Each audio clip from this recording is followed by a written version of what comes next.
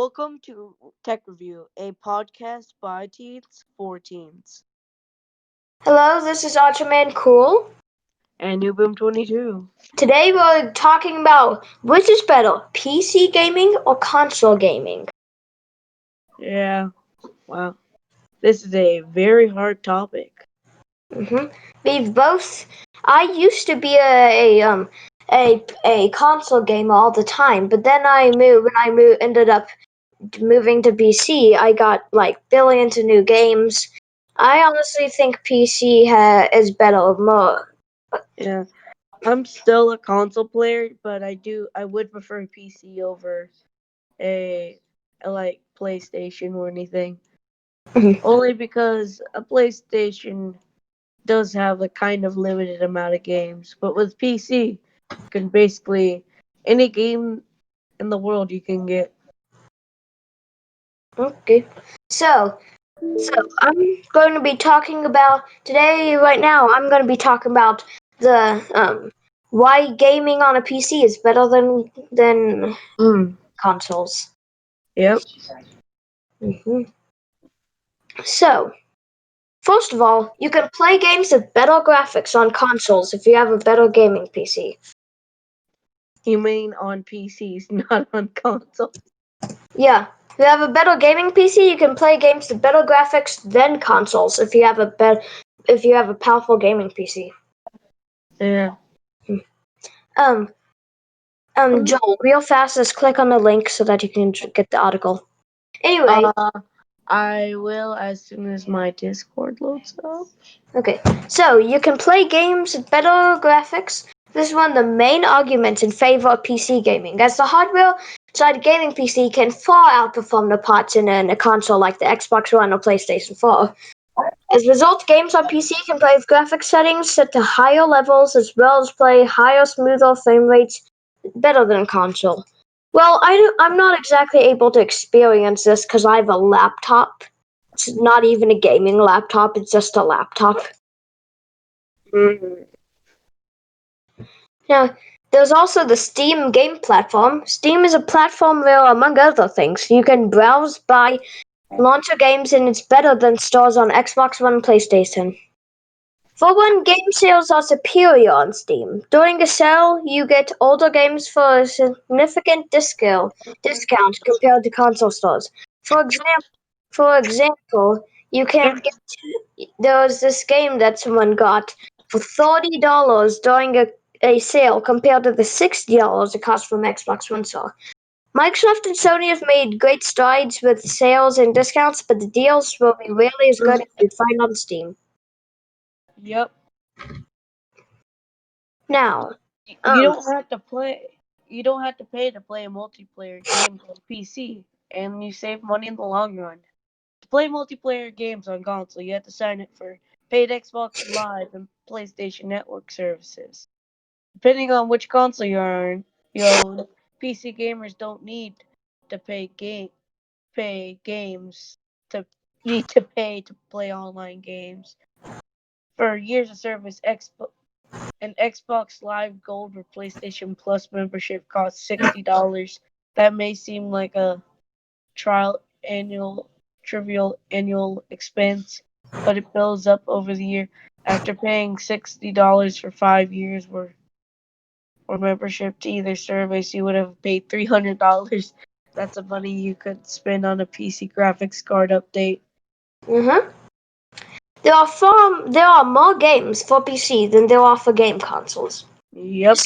Consoles have their share of exclusive games that will never make their way to PC, like the PS4 exclusive Horizon Zero Dawn, I think. Yeah. But when it comes to the sheer number of games, nothing beats PC. PC is where you can find certain games before they make their way to consoles, like the hugely popular PlayerUnknown's Battlegrounds, which is coming out later this year. It already came out. So this seems to be an old article. Anyway, Yeah. we forget and did you know that Minecraft was on PC before it came to consoles too? Yeah. Games I that you'll heard. never find on consoles like DayZ, Eve, World of Warcraft, and League of Legends. Yep. You can download mods for games which can add fun new content or better graphics. Some tech-savvy gamers out there create mods or modifications on PC games that give them enhanced graphics for added content. For example, one game that gets a lot of attention from modders is GTA 5. Some modders make the game look even better than it does. Normally, other mods add weapons like the humorous Exploding Galaxy Note 7 mod, where you can use a Galaxy Note 7 as dynamite. Mhm. You have the freedom to choose how you play on PC. I personally prefer to play most games like with a keyboard and mouse, especially for some first-person shooters like Team Fortress 2. I find that keyboards and mouse offer more control and accuracy other than a console controller, but joysticks on controller make aiming feel sluggish and inaccurate. It's something that game developers on console compensate with a feature called assisted aiming lightly locks your aim to an enemy when you're aiming in the general direction. The good news for PC gamers is they can choose to play with a controller too.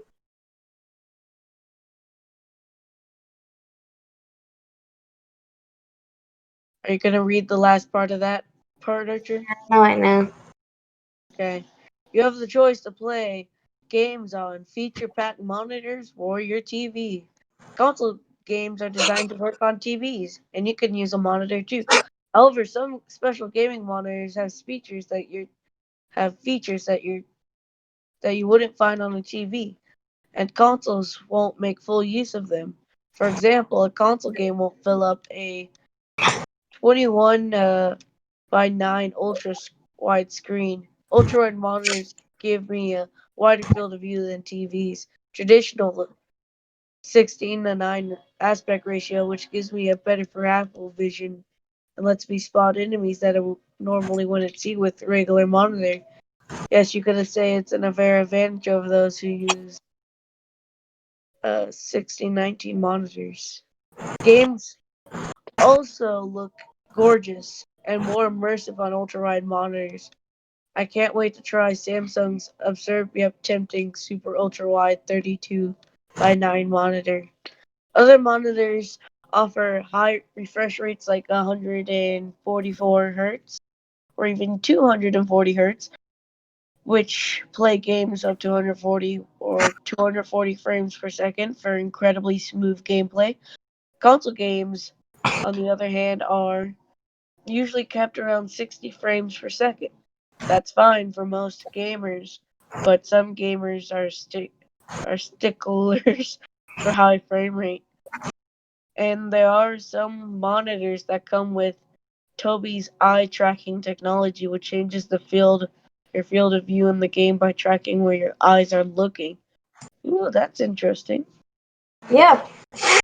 Now, building your own PC is fun and satisfying. Yes, I skipped one of the articles. Yeah, I'll get it.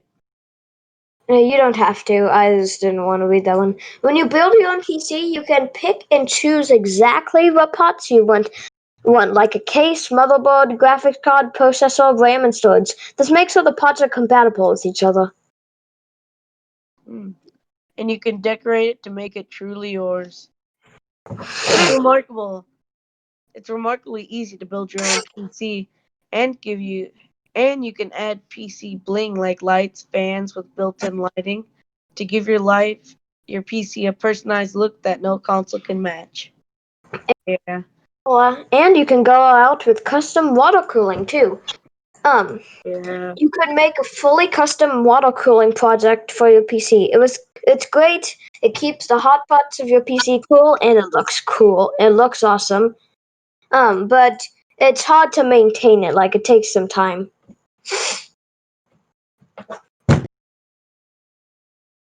You can upgrade your PC parts to keep it up with new games, while console parts become obsolete very quickly. Your very own gaming PC may be beautiful, but the true beauty of a gaming PC is its upgradability.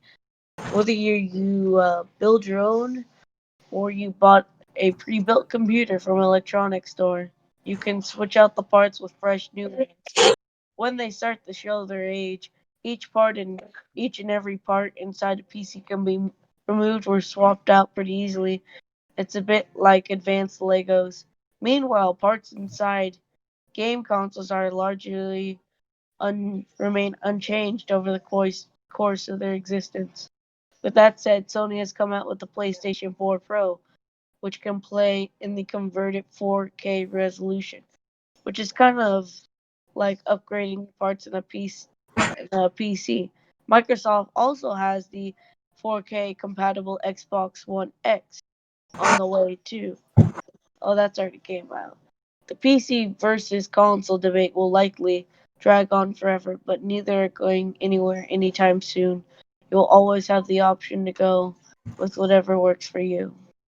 Anyway, so that was the whole PC versus consoles. Joel, what are your thoughts on it? It's really interesting. I've definitely learned a bit from this. Uh-huh. Now, I haven't personally built a computer yet, but I'm really thinking about it. So, because I mean, Archer, customizing everything. Archer. I've taken my store bought PC and I've actually like custom made it with a bunch of extra additions and like RAM, a brand new graphics card, a bunch of things like that, and a 2 terabyte storage hard drive, which is really helping out with storing all my games. I actually almost have about a terabyte of games on my computer, Archer. Wow. Which, if you think about it, that's a lot. Yeah. I have a laptop, so I'm not able to switch stuff out. But I do have an external hard drive with around 7 terabytes on it. So Well, let me know I what think it has. maybe some laptops you might be able to edit, but you would have to be really good at computers for that. Yeah. Uh, Now I'm good at operating systems, but not controllers. yeah. But not computers. I mean, anyway, that has been I'm just good at gaming. that has been our episode today. I really hope you enjoyed it. Yep. And keep on teching. Is tech even a word? This Oh, has really been pickles. this has been Newbim 22 and And this Archer Man Cool, and we will see you next time.